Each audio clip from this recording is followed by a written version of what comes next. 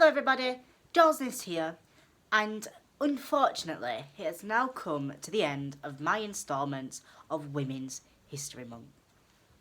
Now, with everything that's going on in the world, especially the UK at the moment, with all of the protesting and all of the vigils, I just want to say that it is now, more than ever, important for us to protest, to show solidarity and support the voiceless. Now, there are many different ways to show support. You can donate some money, if you've got money to donate. You can show solidarity by writing a post. You can turn up to a virtual vigil in a COVID-safe way. And in any other given circumstance, we would have been able to use our right to protest in person. Now, the next person in Women's History Month is the reason that I am here today, showcasing what I do today, and is the reason that so many queer people have a voice. Today for Women's History Month is none other than the amazing Marsha P Johnson. By 1966, Marsha lived on the streets and took part in survival sex work. Marsha P Johnson was born on the 24th of August 1945. She was an American gay and trans activist and self-identified as a drag queen. Known for her outspoken opinions and radical movements, she was one of the main figureheads in the Stonewall Uprising. It is often known that bricks were thrown at Stonewall, but that wasn't true. Instead of a brick thrown at Marsha, who threw a shot glass in true queer style. Marsha founded the Street Trans Action Revolutionary, also known as STAR, alongside close friend Sylvia Rivera. Marsha was a popular figurehead in the New York queer community and also club scene, where she met famous friends such as Andy Warhol, Hot Peaches, and she was known as the mayor of Christopher Street. Marsha was a prominent sex worker. She was an advocate for women's and trans lives, for gay lives.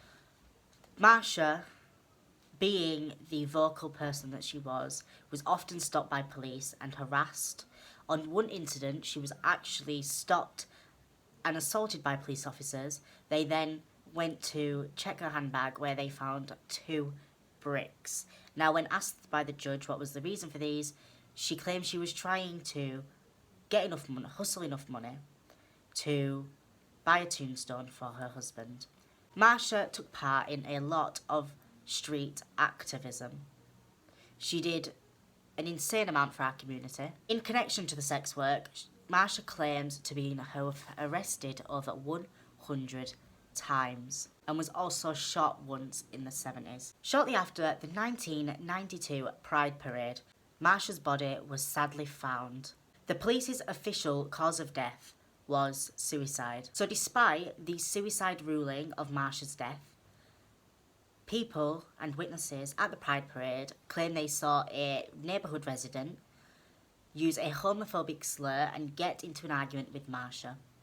They also claim that the same resident had been bragging about killing a drag queen named Marsha in a local bar.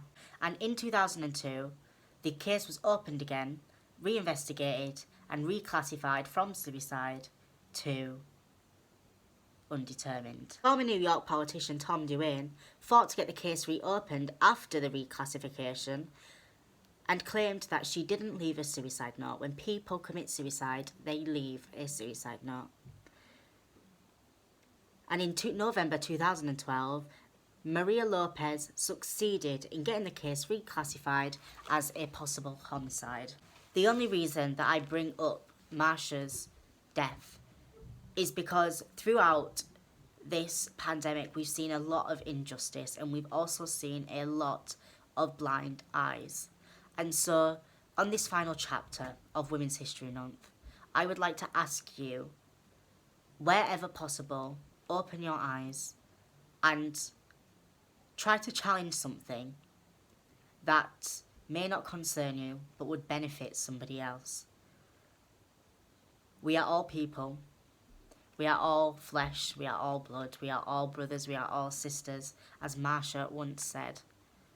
And I believe that we should be doing what we can for our fellow brothers and sisters. Now, as always, I would like to thank you for tuning in on this journey with us.